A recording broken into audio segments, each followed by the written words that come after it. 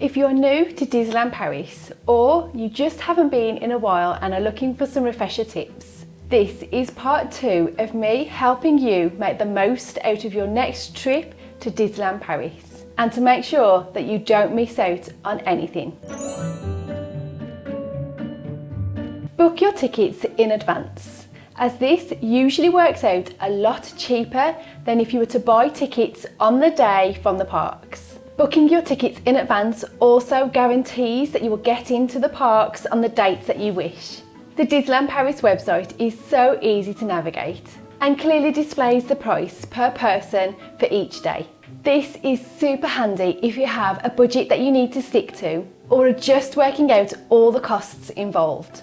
I would also recommend booking for a minimum of 2 days. There are 2 parks to Disneyland Paris, the main park and the Walt Disney Studios park. And 1 day isn't quite long enough anymore to be able to get a lot of the things done, especially with the latest edition of the Avengers Campus. Then there's the Frozen Land, due to open in 2025, so 1 day just isn't enough anymore. Create yourself an itinerary or a bucket list of things that you would like to get done whilst you're in the parks. This can be anything from the snacks you would like to try, rides you want to ride, shows that you would like to see, characters that you would like to meet, restaurants that you would like to dine in, and the list goes on. Disney holidays can feel a little overwhelming, so having a rough itinerary to hand should help. Make sure to not make it too rigid or too full to allow for any anomalies, such as a change in the weather, someone in your group rides Tower of Terror and that completely puts them off the rides for the rest of your trip, or you or someone in your group becomes unwell. Allow for any outside factors, but it's really good to have a plan, just so that you don't forget to do certain things and also brings a little bit of structure to your trip. Tied in slightly with my last point, and that is to do your research. Disney holidays are like no other holiday and do require you to do a good amount of research before you go.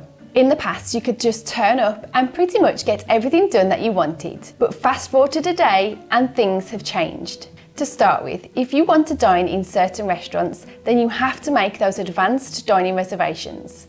If you're staying on site at one of the Disneyland Paris hotels, then you are able to make those reservations up to 12 months from your trip. This does not include character dining, however. Those dates open up closer to your trip. I suggest that you make a list of where you would like to dine, check on the Disneyland Paris app for availability, and then make those reservations. There is the exception of dining at Lumiere's, as this restaurant is restricted to guests that are staying in the Disneyland Paris hotel only.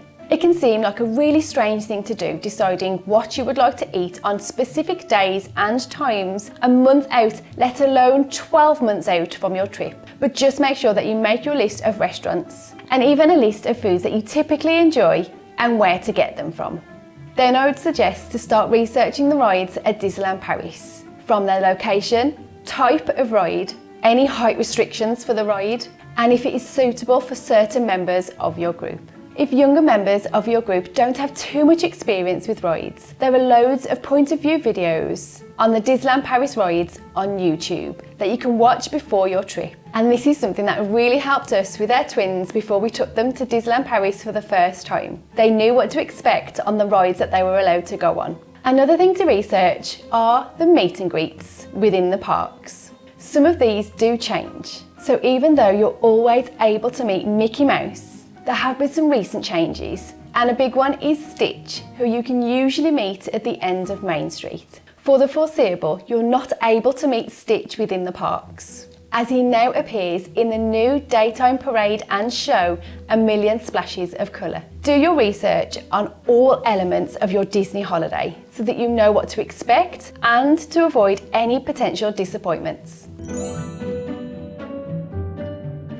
Another tip that connects all tips is to download the official Disneyland Paris app. This is something that will probably be the most useful and used thing that you will have whilst at Disneyland Paris. To start with, it will help in planning your trip.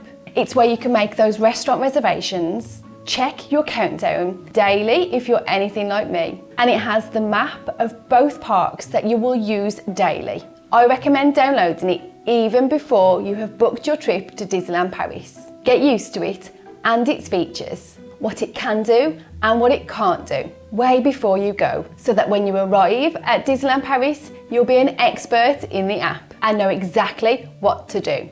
Don't get me wrong, the app is not going to pack for you and then carry your cases, but it will carry all of your trip information. So that's your actual holiday and hotel details, restaurant reservations, if you've decided to pay and reserve seats for one of the incredible shows at Disneyland Paris. It's your online check-in service, which saves you loads of time once you arrive. Once you are there, it will hold your virtual queue times if you've chosen to meet the superheroes in the Avengers campus. It shows you the queue times for rides and parade times. It's where you can make your mobile orders and so much more. So don't forget to download the Disneyland Paris app.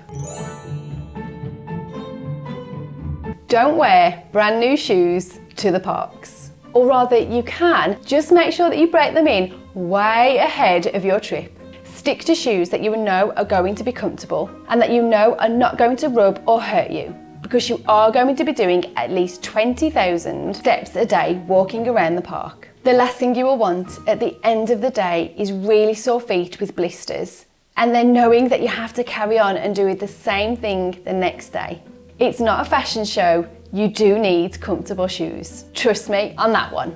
Probably one to avoid are heels. Disney trips require you to do so much walking, so heels, as nice as they look, probably aren't the best option. Don't forget to look down.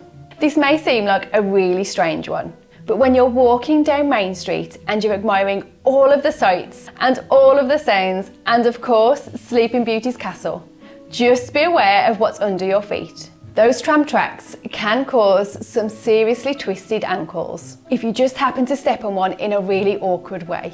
We've all done it, and yes, it does hurt, but not too much to bring your entire trip to a screeching halt. This tip is just to remind you that they are there and not to trip over them. Make sure to keep checking back in with me for more super handy tip videos, and I will do my best to keep you up to date. If you did find this video useful, please go ahead and give it a big thumbs up, and please consider subscribing, and I'll see you again soon.